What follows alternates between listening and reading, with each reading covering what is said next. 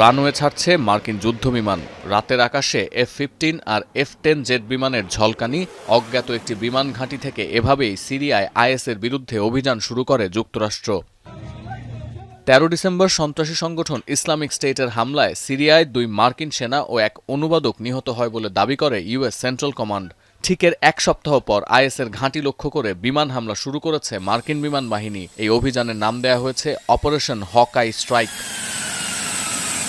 X বার্তায় এই অভিযানের বিষয়ে জানিয়েছেন প্রতিরক্ষামন্ত্রী পিট হেগসেথ। উল্লেখ করেন, সন্ত্রাসী সংগঠন আইএসের অবকাঠামো ও অস্ত্র ভান্ডার লক্ষ্য করে হামলা শুরু করেছে মার্কিন সেনারা। আরও হুঁশিয়ারি দেন, এটি যুদ্ধের শুরু নয় বরং প্রতিশোধের ঘোষণা।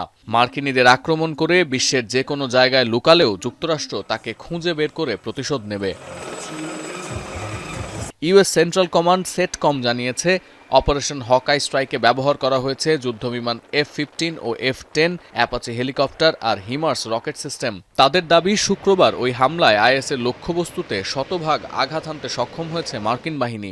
সেন্ট্রাল কমান্ডের কমান্ডার অ্যাডমিরাল ব্র্যাড কুপার বলেন, মার্কিন নাগরিক ও অংশীদারদের ক্ষতি করতে চাওয়া সন্ত্রাসীদের বিরুদ্ধে নিরবচ্ছিন্নভাবে অভিযান চালিয়ে যাবে যুক্তরাষ্ট্র।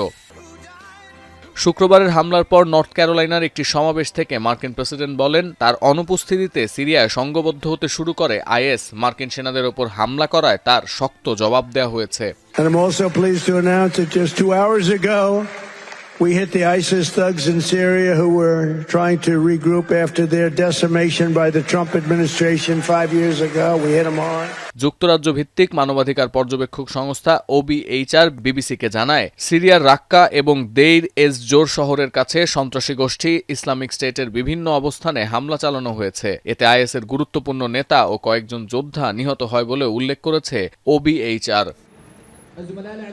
২০১৯ সালে মার্কিন মদতপুষ্ট সিরীয় যোদ্ধারা ঘোষণা দেয়, সিরিয়ায় দখলকৃত শেষ এলাকাটিও হারিয়েছে আইএস। কিন্তু এরপরেও বেশ কয়েকবার বিচ্ছিন্ন হামলা চালিয়েছে সংগঠনটি। আইএসকে চাপে রাখতে সিরিয়ার বিভিন্ন বাহিনীকে প্রশিক্ষণ দিতে ২০১৫ সাল থেকে দেশটিতে অবস্থান করছেন মার্কিন সেনারা। আইএস দমনের জন্য সম্প্রতি আন্তর্জাতিক একটি জোটেও যোগ দিয়েছে সিরিয়া। সতীর্থ কর্মকার, এখন বিশ্ব।